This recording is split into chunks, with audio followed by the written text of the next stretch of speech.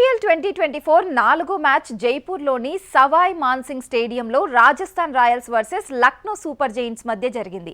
Toss గెలిచిన ఆతిథ్య జట్టు కెప్టెన్ సంజు శాంసన్ ముందుగా బ్యాటింగ్ ఎంచుకున్నాడు. అతని నిర్ణయం సరైనదేనని నిరూపితమైంది. తొలుత బ్యాటింగ్ చేసిన రాజస్థాన్ 4 వికెట్లకు 193 పరుగులు భారీగా స్కోర్ను సాధించింది. అనంతరం లక్నో సూపర్ జెయింట్స్ జట్టు లక్ష్యానికి 20 పరుగుల దూరంలోనే ఆగిపోయింది. దీంతో ఈ టోర్నీని రాజస్థాన్ విజయంతో ప్రారంభించింది. తొలుత బ్యాటింగ్ చేసిన రాజస్థాన్ ఓపెనర్లు జోస్ బట్లర్, యశస్వి జైస్వాల్ 11 పరుగులు, 24 పరుగులు చేసి త్వరగా పెవిలియన్కు చేరుకున్నారు. 4వ స్థానంలో బ్యాటింగ్ చేసిన రియాన్ పరాగ్ 29 బంతుల్లో 1 4, 3 సిక్సర్లతో 43 పరుగులు చేశాడు.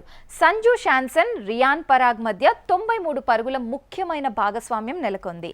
ఇక మిడిల్ ఆర్డర్లో షిమ్రాన్ హెట్మేయర్ 5 పరుగులు చేసి ఫ్లాప్ గా నిరూపించుకున్నాడు.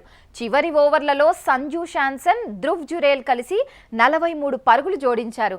సంజు శాంసన్ 3 4లు, 6 సిక్సర్లతో 82 పరుగులు చేయగా ధ్రువ్ జురేల్ కూడా 20 పరుగుల ముఖ్యమైన సహకారం అందించాడు.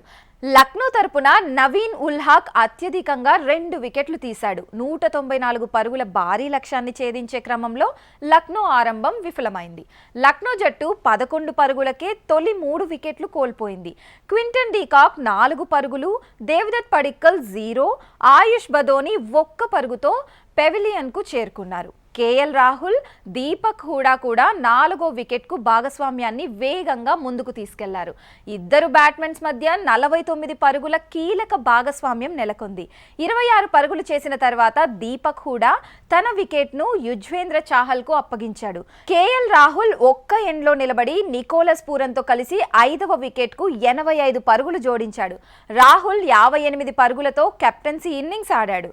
చివరి ఓవర్లలో నికోలస్ పూరన్ తన జట్టును గెలిపించడానికి శాయశక్తులా ప్రయత్నించాడు. అయితే లక్నో జట్టు 20 పరుగుల తేడాతో ఓడిపోయింది. పురన్ 64 పరుగులతో అద్భుత ఇన్నింగ్స్ ఆడాడు. చివరి ఓవర్లో 27 పరుగులు అవసరం కాగా అవేష్ ఖాన్ కేవలం 6 పరుగులు మాత్రమే ఇచ్చి రాజస్థాన్కు విజయాన్ని అందించాడు.